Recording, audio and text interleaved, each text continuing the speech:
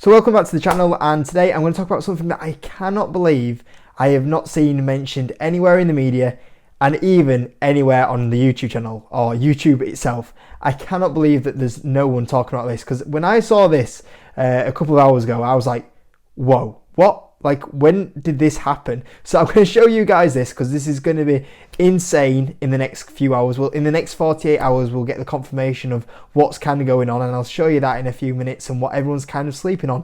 Now, before we do that, just a quick shout out. Thank you for the nice comments when I came back to the YouTube scene yesterday. You know, when you hadn't recorded a video for a couple of days, you can't believe like how many times I had to do the intro over and over again. I just totally forgot how to speak.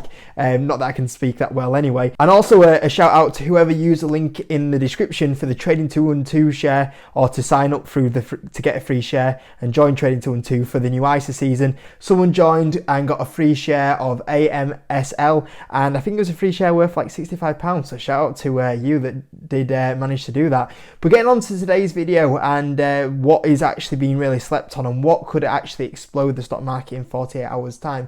Now, first of all, you might have noticed, you might not noticed, it is the start of earnings season again. We are creeping into Q1 earnings, and we're going to see if there's any weakness or deterioration in the financials in the next few weeks. And as always, we start off with the banks. So we'll get the banks on Friday. We do get Delta actually on the Thursday, which I think they're going to say that travel is still quite hot at the moment. From what I've seen, it's still incredibly hot. But on Friday, we get the likes of JP Morgan, which is actually getting quite close to where I'm interested into buying it. I always said if I can get JP Morgan in like the $100, $110, that'd be absolutely amazing. The likes of Citigroup, for example, Wells Fargo, BlackRock, they're all reporting earnings, so very good to see what they're seeing. Are they seeing any recession environments creeping in? Are they seeing a deterioration at the moment? So that'll be what a lot of people will focus on Friday, and I'm sure their earnings will move the market on Friday.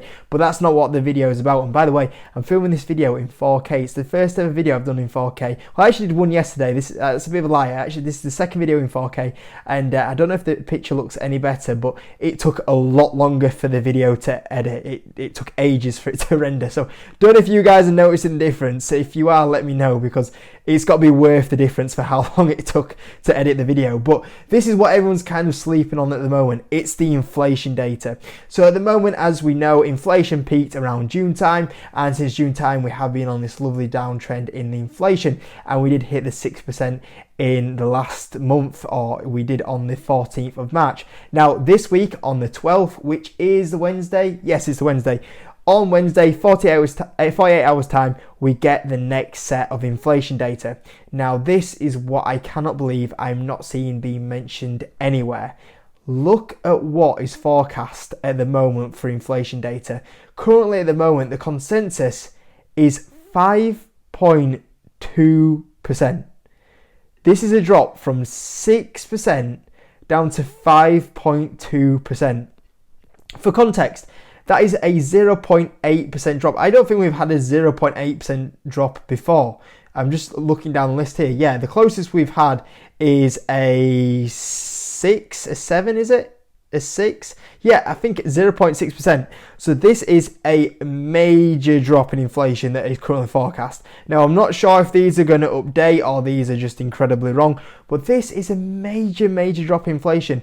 If inflation is going to drop from what was previous 6% down to 5.2%, we are easily going to be entering the 4% range by summer. I said we could enter the 4% range by summer. We are easily going to be entering the 4% range by summer. And then you start thinking, well, we're going to enter towards the 3% by the time we get towards July or August if it's rapidly coming down like this.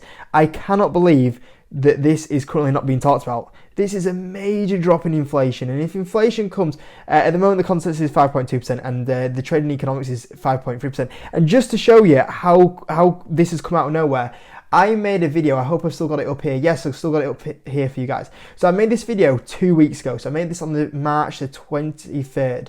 So yeah, you can see that we're on the 10th of April right now. Or when this video is going to go up, it's going to be the 10th of April. So 2 weeks ago, I made this video. Now, if you look here, at that time, inflation was predicted to go to 5.8%. You can see there, I can't go on it too much because every time I do it, it keeps popping up with that little scroll. But you can see there, I put it on full screen. It was 5.8% 2 weeks ago. 5.8%. And right now, and nobody's talking about this. The now forecast is to go down to, trading economics is 5.3%, and the consensus from analysts is 5.2%. That is absolutely insane. It's crazy. That is a major, major drop in inflation. We've been dropping a maybe 0.3, 0.4%. This is a major drop in inflation. And even if we miss estimates, let's say that this comes in at if we come at like 5.3%, 5.4%, this is still rapidly down. Even at 5.3%, that's a major drop. And if the market freaks out going, oh, we missed estimates by 0.1%, I'm looking at the market going, you're crazy. This is a major, major drop in inflation. And you imagine if, let's say, that it even drops bigger than this, and inflation comes in at like 5.1%, or dare I even say 5%, that's absolutely insane. And I can't believe this is not getting mentioned anywhere at the moment, that this is the current forecast by analysts at the moment. If this comes in here, this is going to be absolutely crazy, major drop in inflation. And that then sets us up for a few weeks' time, because in a few weeks' time, this will be once again the last bit of inflation data that we get before the Fed meet. And the Fed will meet on the May 2nd to the May 3rd.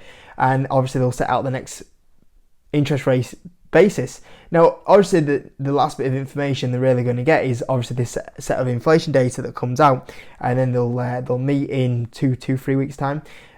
If the Fed are looking at this and it has dropped this much down to 5.2%, when the Fed meet on the 2nd and 3rd of May and set the interest rates out on the 3rd of May, I cannot see the Fed putting interest rates up.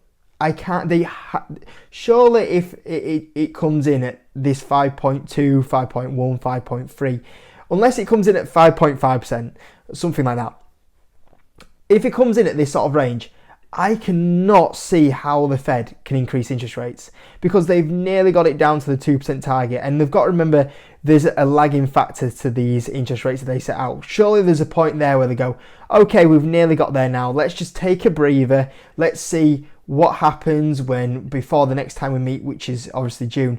By June, I think they probably will have got the May's data for April, and then they would have got in June, I think they probably would have got the set of data for May, so they'll get 2 more sets of data, and by that point in June, then they'll be able to go, actually, yeah, we've had 2 more sets of data, inflation has come down, we've done it. That's it. We can start thinking about where we go from here.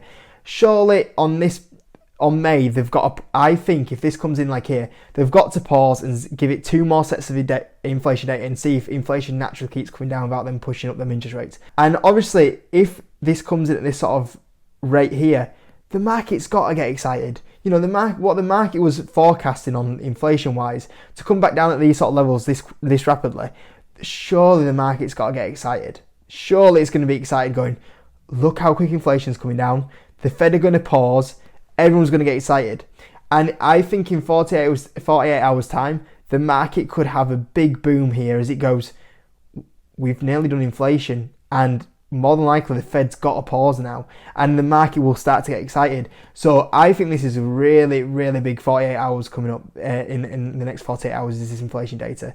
This could be a massive turning point in the market where the market goes, we've peaked at inflation, we've peaked at interest rates now, we can have a good end to 2023.